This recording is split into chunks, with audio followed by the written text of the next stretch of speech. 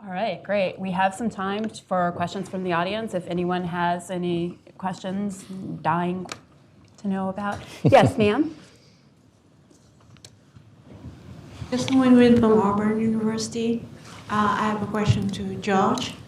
So your paper is very interesting. It's really relevant to the current problem of technology investment for the community bank. So I have one question for you only, is that when you see the relationship between the number of employees and technology spending, are you control for the total assets of the bank? Because I think the size of the banks is very important determinations of the size of employees.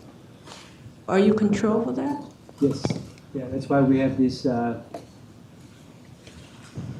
That's why I mentioned about we focus on the cross-sectional relationship. So in the first stage, we regress the spending and the employment with the firm size using each year's data. So we just want to get rid of the firm size effect.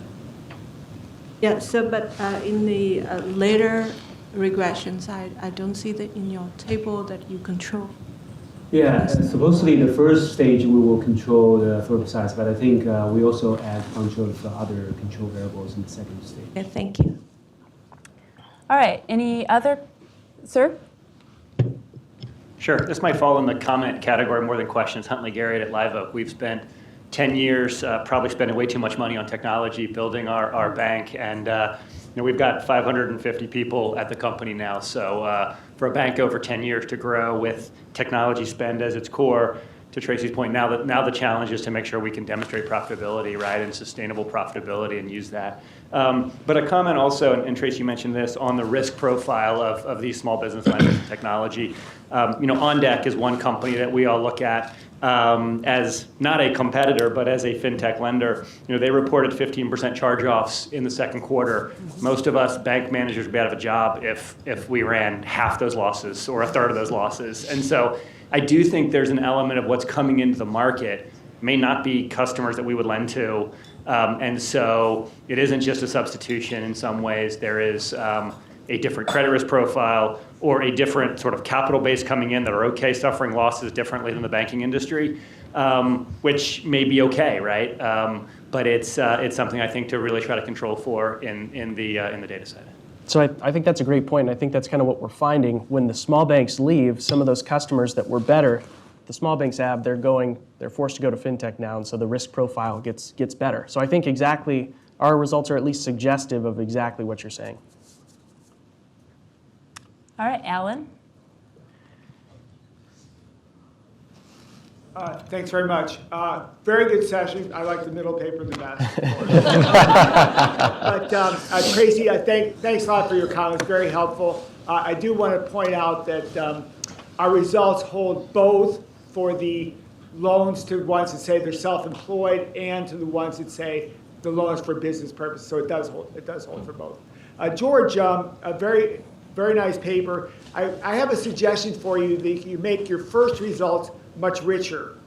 So instead of using a Cobb-Douglas production function, why don't you use a cost function and a profit function, and you can answer two questions. One is, does technology help the firm control its costs?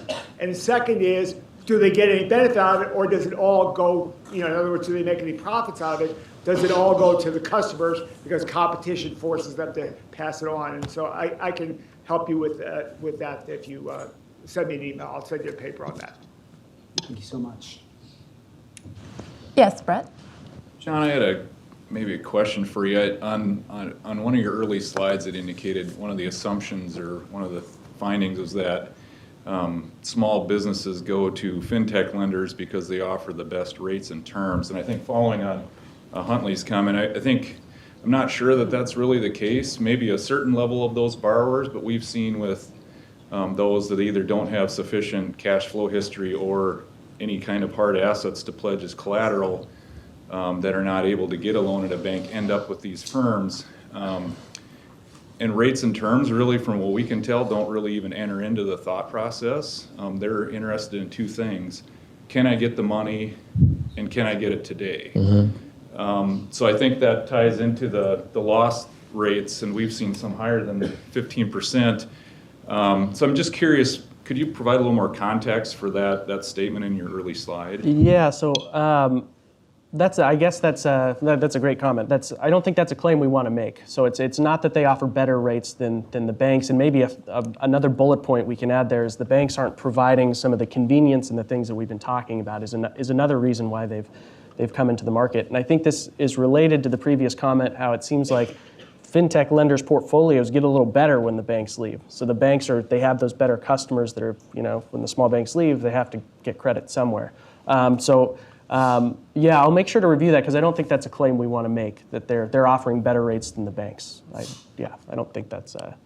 It would be great to get some more data on the rates offered by small banks and compare them. We've thought about that a little bit, but yeah, I don't think overall that's something we should claim. So yeah, I didn't mean to give that impression. Yeah.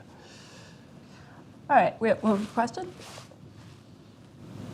Yet another question for John, or suggestion, I guess. Great. I enjoyed the paper a great deal. It looked like to me that the definition of small was not top 4. And if that's the case, it'd be really cool to kind of break that out into some subsets and look at what's happening kind of more deeply. No, so our definition is less than $2 billion in assets. Okay, so are the ones that are between 2 billion and the big 4 just omitted, or how's that handled? So they would be considered large banks for the purposes of our sample. So our small bank share would be the number of branches of banks with less than 2 billion over the total banks within that county.